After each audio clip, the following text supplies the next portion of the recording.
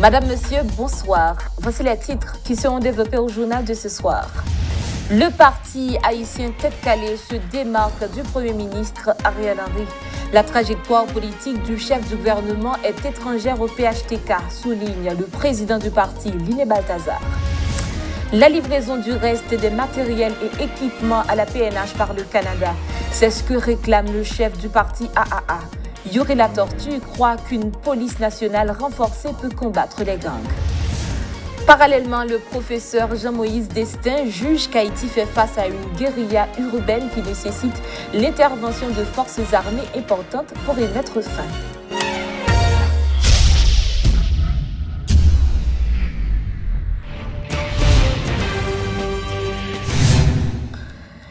Liné Balthazar se démarque de l'actuel Premier ministre, assurant que sa trajectoire politique est totalement étrangère au PHTK. Il rappelle en outre que l'utilisation de groupes armés est dans l'ADN de tous les politiciens haïtiens depuis la fondation du pays. Ce qui change cette fois-ci, selon lui, c'est que ces groupes occupent la capitale. Monsieur Ariel Henry, notre trajectoire politique, pas gagné aucune commune mesure à voir avec le PHTK. Je crois qu'il faut rétablir la vérité. Monsieur Ariel Henry, notre trajectoire politique, pas gain aucune mesure, pas gain rien pour le PHTK.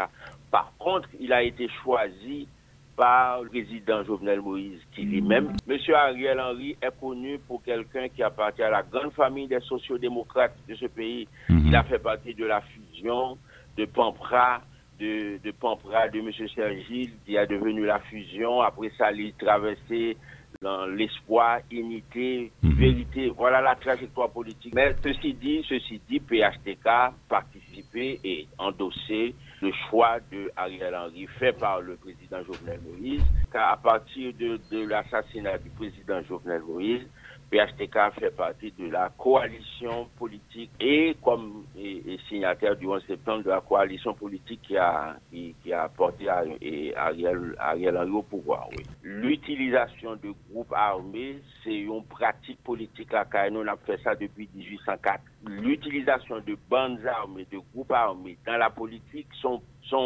bagages qui ont l'ADN tout politicien haïtien. Il se trouve que Kounia, bon groupe qu'on a utilisé, longtemps été qu'on dispersé sur l'ensemble du territoire, des paysans cette fois-ci, groupe armé à nos portes, aux voisins de nos business, aux voisins de nos entreprises, aux voisins de nos églises. Donc, comme son mal socio-économique, c'est des disparités économiques, c'est des injustices sociales qui programment ça, il faut attaquer le problème, l'enraciner. Et non pas prendre prétexte, c'est parce que les groupes politiques pas entendus. Nous avons pris l'habitude depuis 200 ans de faire politique dans le pays et de chiter un système économique sur exclusion sociale, sur le fait qu'on a fait des injustices sociales et utiliser des pauvres qui étaient répartis dans les zones rurales, dans les zones urbaines, dans les bidonvilles, qu'on a pété la figure tout. Donc son mal social, pas comprendre que blanc va venir ranger ça pour nous, il pas venir ranger pour nous, c'est nous pour faire politique et économie on l'autre gens, faire business on l'autre gens. Le leader du parti politique Haïti en action réclame le renforcement de la police nationale d'Haïti afin de combattre les gangs armés. Yuri Latortue exige que le Canada livre incessamment le reste des équipements commandés par le gouvernement d'Ariel Henry. Se positionnant contre toute intervention militaire étrangère en Haïti, l'ex-sénateur de l'Artibonite prend le contre-pied des résultats d'une enquête du Centrocal L'Évêque, affirmant que 40% des policiers auraient des liens avec les gangs. Selon lui, c'est une manœuvre visant à rabaisser l'image de la PNH au profit du retour des casques bleus au pays. Nous ne pouvons pas tolérer qu'aucune assistance, aucune forme d'intervention vienne pour renvoyer institutions forces publiques par nous. Que ce soit la police, que ce soit l'armée.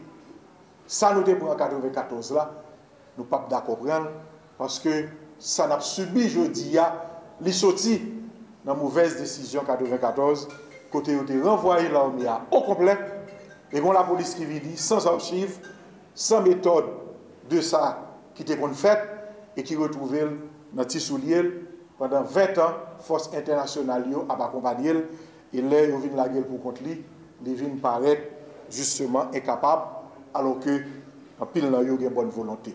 Mais ça qui arrive dans la gestion matérielle, il faut que les haïtiens connaissent, j'ai géré là, c'est qu'un coup, ils mettent dans une situation pour dire que la police n'est pas bon, n'est pas capable.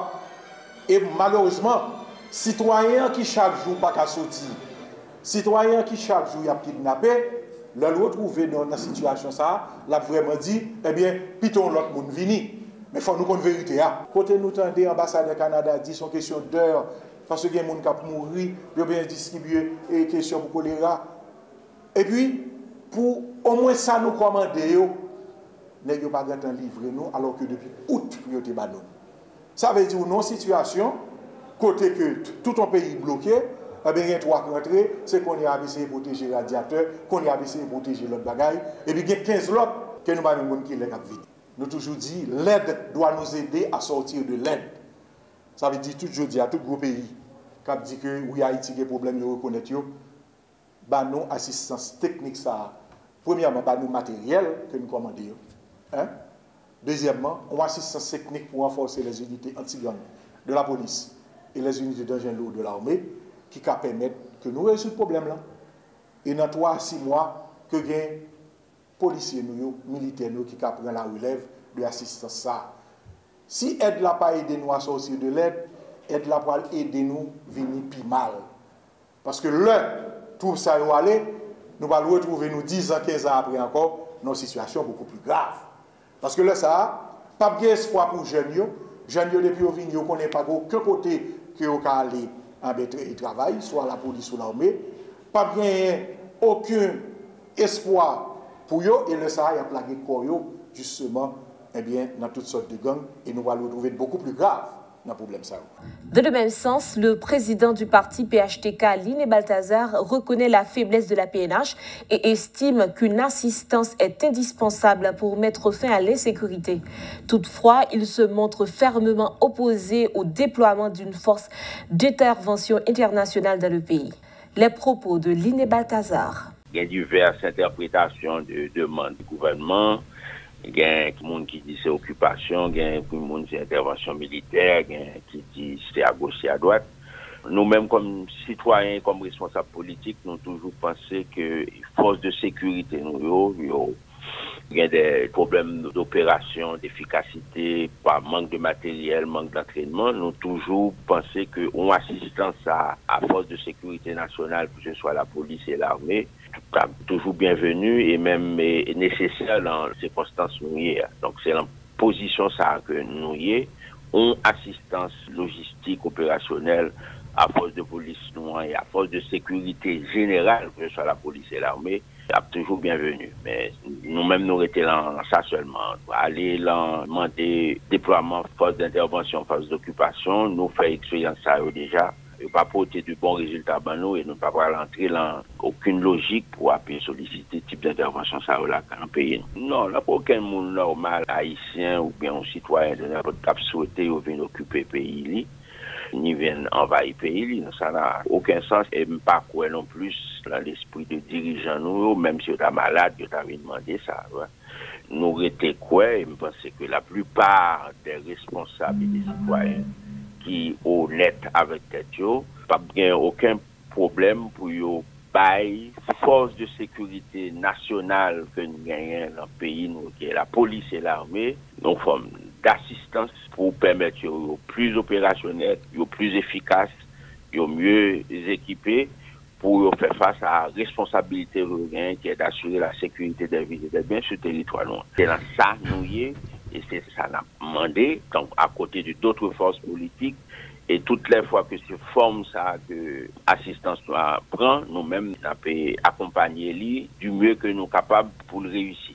Mais autre chose, aller dans l'invasion, l'occupation pays, nous parlons de bagaille comme ça du tout, et nous pas croire que c'est un bon bagaille pour aucun pays dans le monde. Non, nous pas dire une petite assistance technique, nous dit que force de sécurité, et répéter encore, les forces de sécurité nationales de ce pays, que ce soit la police, que ce soit l'armée d'Haïti, vous faites pour en mesure pour assurer mission, qui est la sécurité des vies des biens pour la police et la sécurité du territoire à nos frontières pour l'armée.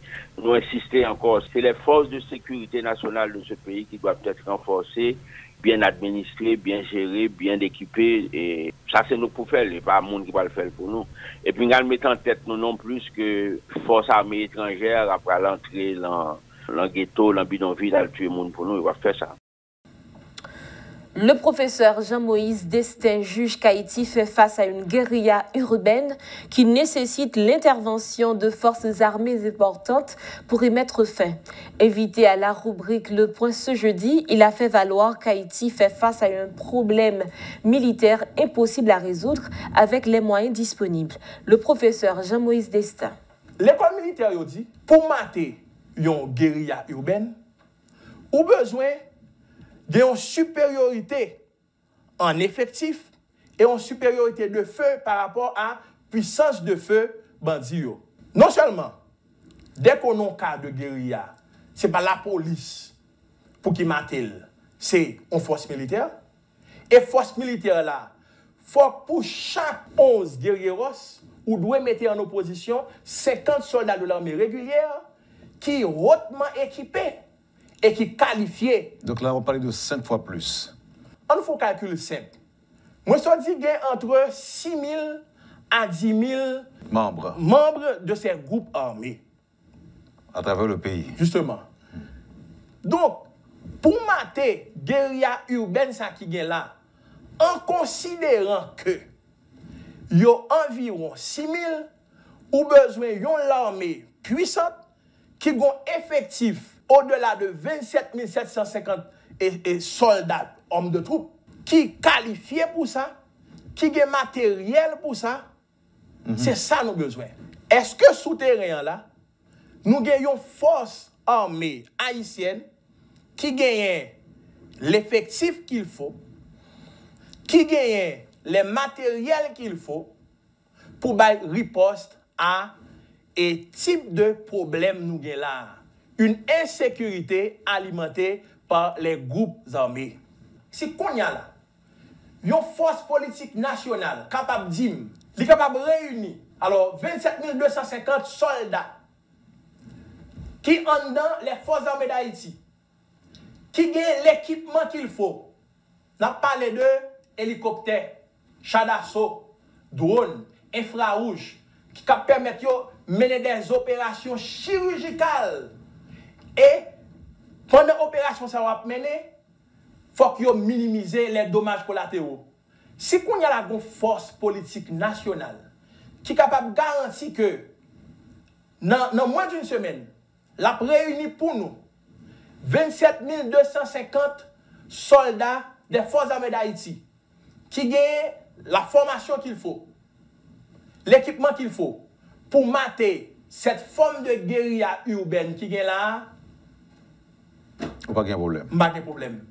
Nous avons besoin de 27 250 soldats pour faire riposte à un problème de type militaire. Ouais. Quel que soit le côté social, pas de problème. Nous avons besoin de 27 250 soldats. OK? Mission doit le démantèlement des groupes armés. Démantèlement, pas de dire tuer. C'est pas de ça qu'on a parlé. Au-delà de ça, Windel, si ça n'a pas fait, quelle que soit entente nationale, quel que soit accord, si le problème de sécurité n'a pas résolu, même moi-même ensemble avec vous là, pas cacher la prochaine fois à faire émission dans moins de mois. Madame, Monsieur, c'est la fin de ce journal. Merci de l'avoir suivi. À très bientôt.